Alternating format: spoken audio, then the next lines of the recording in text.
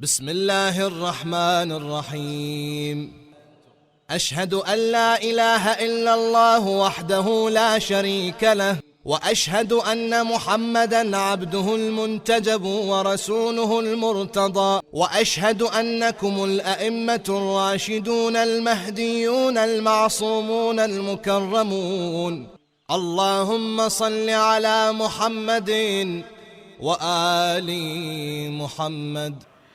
Is Mahdi already born? There are many Sunnis who say, oh, Mahdi, yes, we believe in him, but he's not born yet. He will be born at the end of the time. Shia ulama are unanimous on this issue, that the Imam Mahdi, the 12th of our Imams, was born on the 15th of Sha'ban, year 255 of the Hijrah. And this belief has been there from day one. I don't want to bore you with the list of the names of the scholars, but just 4 or 5 of them, starting with Fadl bin Sha'ban. Interestingly, Fadl bin Sha'ban died after the year 255 of the Hijrah and before the wafat of the 11th Imam. And he, in his collection of the ahadith that he has, he talks about the birth of the Imam on the 15th of Sha'ban, year 255. Then you have Saduq, then you have Kulaini, then you have Mufid, then you have Tusi, and go all the way to the present time. All the Shia ulama are unanimous about the birth of the Imam, and even the birthday of the Imam, 15 Sha'ban, year 2055 year of the Hijrah. Salawat Pranak Barar.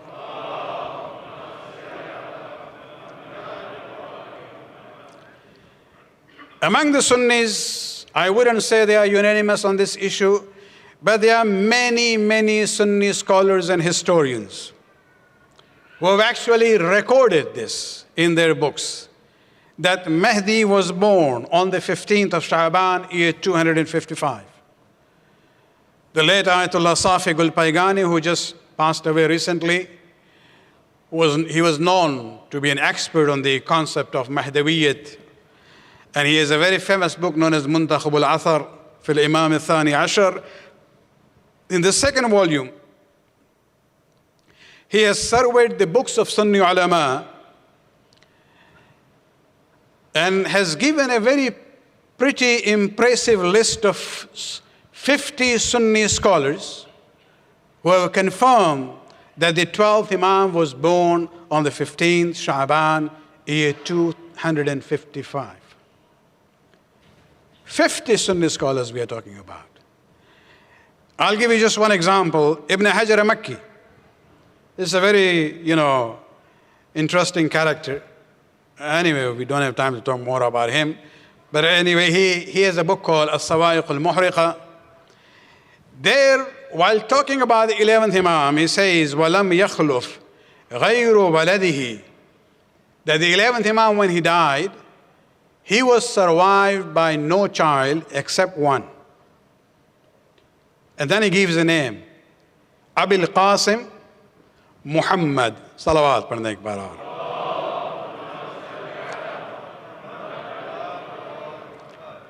He says he was not survived by anyone among his children except one, and his name was Abul Qasim Muhammad al-Hujjah. He is giving that title there. وَعُمْرُهُ عِنْدَ وَفَاتِ أَبِيهِ خَمْسَ سِنِينَ.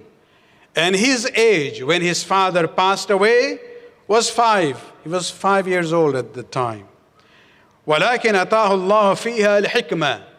In spite of that young age, Allah blessed him with knowledge and wisdom.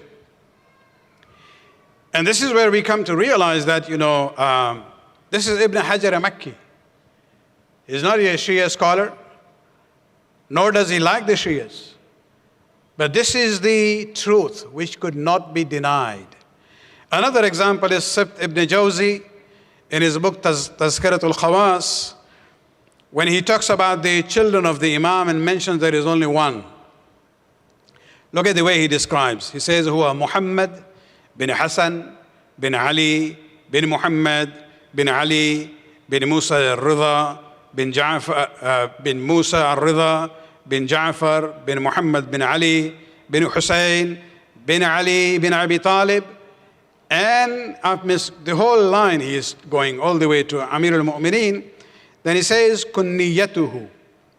His nickname was Abu Abdullah wa Abu al-Qasim. Wa huwa al-khalaf al-hujjah. He is the, surviving hujjah. Sahib al-Zaman. The Sunni writer. That he is not as Sahib al-Zaman, al-Qa'im wal-Muntazar.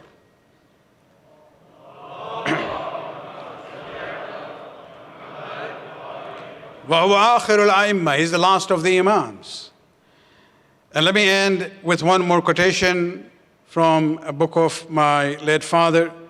He had written some series of articles in early 50s. This is before when I was born, which was then put together in 80s as a book known as Itmam al-Hujjat in Urdu. There he quoted something very interesting from a very famous Sunni alim of India who lived about 2 centuries ago, Shah Waliullah Dehlavi, a very prominent Sunni scholar of this Indian subcontinent. He has a book called Fasl al-Mubin, and he had kind of, Sufi tendencies also, and this is the reflection that you see here. It's very interesting that in that book, he quotes a hadith Qudsi. So he's quoting a hadith Qudsi which is very well known to us from our 8th Imam. But look at his chain of narration is very interesting. And again, I don't want to bore you with the names. He says, I heard this from Ibn Uqla through the ijazah of hadith that he has given to me, who heard it from someone else. And he gives the name of the scholars that they have heard from one another, one generation to the generation before. He gives the name of all those scholars going all the way to 17 names. That I heard from so-and-so, he heard it from so-and-so, and he heard from his teacher, going all the way. And after these 17 scholars, it is very interesting that the 17th scholar is quoting whom? The 17th scholar in this chain of narration that Shah Waliullah Dehlavi has, his name is Ahmad bin Muhammad al-Hashim al-Balazuri. He says, I heard from Muhammad bin Hassan bin Ali al-Mahjub Imam Asrihi. He says, I am quoting from Muhammad bin Hassan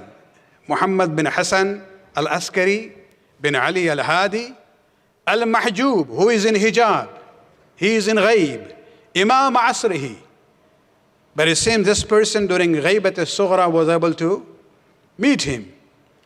And he quotes from his father, Hassan, who quotes from his father, and then he quotes from his grandfather, Imam Ridha, who quotes from his father, Musa, who quotes from his father, Ja'far al-Sadiq, who quotes from Muhammad al-Baqir, who quotes from his father, Ali Zainul Abidin, who quotes from his father, Hussein, who quotes his father, Ali ibn Abi Talib, who quotes from Rasulullah.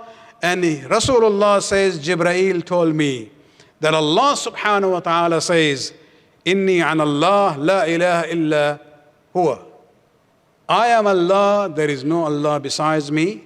Man aqarra li bit tawheed, whoever confesses my monotheism in tawheed, dakhala hisni, he has entered my castle, and whoever enters my castle will be protected from my punishment. Shah Waliullah Dehlavi, a Sunni alim, quoting this entire chain of narrators, bringing in, connecting his scholars to the Imams, all 12 Imams.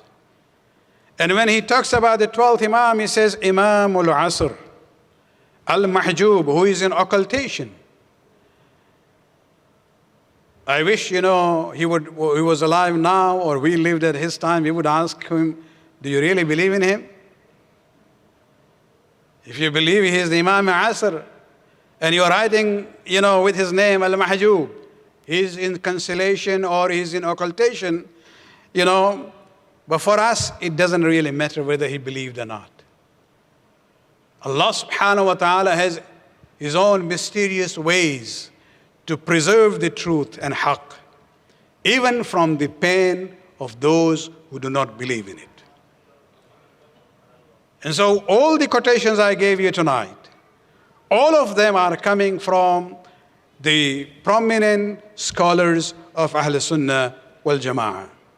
So anything you hear from the, half-backed scholars, Nim Mullah type, remember that they are not only attacking Shiaism on the issue of Mahdawiyyat, they are also attacking the entire Ummah, because when it comes to the concept of Mahdawiyyat, the Ummah is together with the Shia Isna Ashari.